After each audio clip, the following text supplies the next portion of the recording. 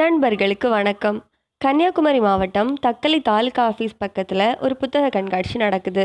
இந்த புத்தக கண்காட்சி காமராஜர் பிறந்த நாளை ஒட்டி 15 நாட்கள் நடக்குது. ஜூலை மாதம் 15ஆம் தேதி தொடங்கி 25ஆம் தேதி வரைக்கும் இருக்குது. இங்கே பல வகையான புத்தகங்கள் வச்சுருக்காங்க. தள்ளுபடி விற்பனையும் இருக்குது. இந்த புத்தக கண்காட்சியை பற்றி ஒரு சிறு காணொளி வாங்க பார்க்கலாம். பாரம்பரிய கலை இலக்கிய பேரவை சார்பில் தக்கலையில் முதல் முறையாக புத்தக கண்காட்சியை ஆரம்பித்து வச்சுருக்கோம்.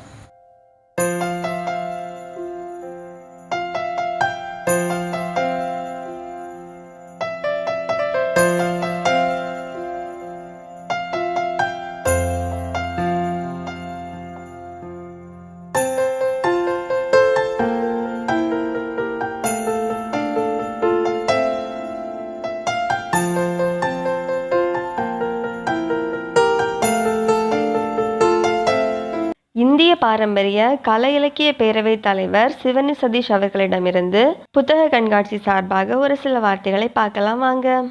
இந்திய பாரம்பரிய கலை இலக்கிய பேரவை சார்பில் தக்கலையில் முதல் முறையாக புத்தக கண்காட்சியை ஆரம்பித்து வச்சுருக்கோம். இதற்கு முன்னாடிலாம் நாகர்கோயிலில் தான் நாங்கள் புத்தகம் வாங்க எல்லாம் போனோம். நாகர்கோயிலில் புத்தக திருவிழா நடக்கும்போது நான் அங்கே ஒரு ஸ்டால் போட்டிருந்தேன். 2000 முதற்சங்கு ஒரு மாத இதழ் தொடங்கினேன். அந்த மாத இதழ் தொடங்கல இருந்து புத்தகம் என் கையில் வந்துக்கிட்டே இருந்து சேகரிச்சுட்டே இருந்தேன். சின்ன சின்ன கண்காட்சிகள் போட்டுட்டு இருந்தோம். இடையில 2 வருஷமாக கொரோனானால மொத்தமாக புத்தகங்கள் வெளியே வாரதும், காலேஜ் அடைச்சனால புத்தகங்கள் வெளியே வாரதும், புத்தகங்களை சேல்ஸ் எதுவுமே நடக்காமல் இருந்தது. இப்போ வேறு வழியே இல்லாமல் புத்தகங்களை வெளியே கொண்டு வரணும், எழுத்தாளர்களை வெளியே அறிமுகப்படுத்தணுங்கிறதுக்காக எல்லோரும் ஃபேஸ்புக்கு வாட்ஸ்அப்பில் முடங்கி கிடைக்கும் இந்த வாசகர்களையும் பிள்ளைகளையும் எல்லோரும் அச்சு ஊடகத்துக்கு மாற்றுவதற்கான ஒரு முயற்சி. தக்கலையில் அடுத்த ஆண்டு மிக பிரம்மாண்டமாக அதிக 10க்கும் மேற்பட்ட பதிப்பகங்களை கொண்டு நடத்தலாம் என்று முடிவு பண்ணியிருக்கோம். ஆதரவுக்கு நன்றி.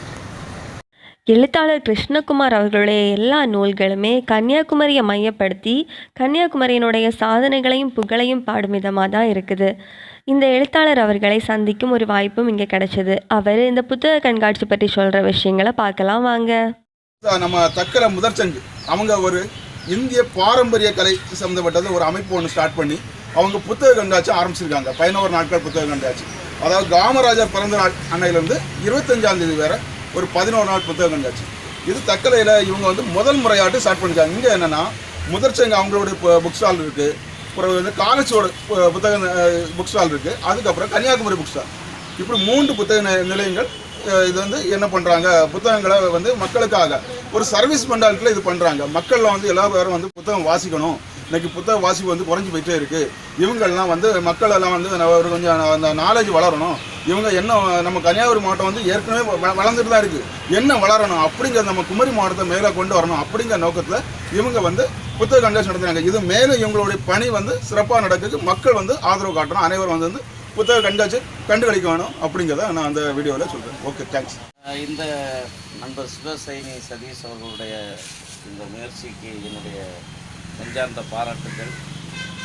தமிழை வளர்ப்பதற்காக அவர் ஆற்றுகின்ற பணிகள், அவருடைய தமிழ் பற்றையும் அவர் தமிழ் மீது அவர் கொண்டுள்ள காதலையும் வெளிப்படுத்துவதாக இருக்கிறது.